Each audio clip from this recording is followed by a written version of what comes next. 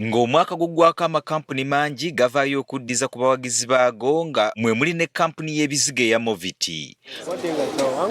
Kati olwaleero kampuni eno ewadde abantu abaawangula ebiralo byabwe ng'omwaka guggwako okubadde pikipiki, eggaali, TV n'ebirabo ebirala bingi ebikozesebwa nga bano babaddeko ofiisi zaabwe e Nyanama.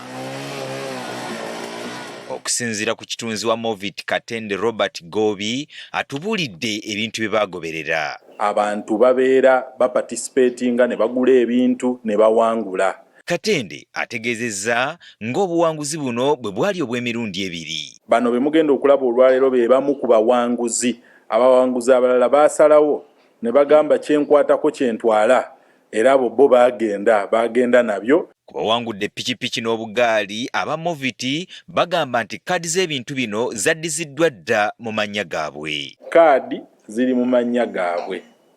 Ffe engeri gye tukolagana ne bakasitoma baffe endalamu tugezaako okubagamba nti bakole ebintu mu kwagala. Tetugenda sijja kusuubiza nti tulina omuntu gwe tugenda okugoberera twebuuze piki eno mu myezi 6 efaanana etya. Abawanguzi bagambye nti basanyufu nnyo.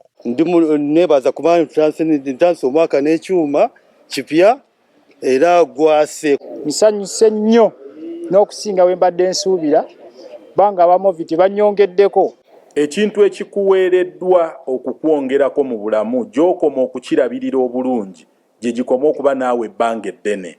Tumanye ebizibu ebiri mu nsonga za pikipiki nti bw'onaaba togikuumye bulungi n'ebbanga liyinza obutawera lingi ng'ogirina. Ono nga mwetisi wa migugu mu katale Nakasero agamba nti akagaali kano ke yafunye kagenda kumwongerako ku nnyingiza. Mbadde nsitulanga oluusi kibegabega na mutwe naye kati ngenda paakiyanga akagaali kange oli angambe mwana nsuulaako awo tulagaane ampeza ampanze muteekewo nveewo. Kali mbadde neetikanga akasawo kamu naye kati eggaali esobola n'okutwalira obusawo 4 omulundi gumu.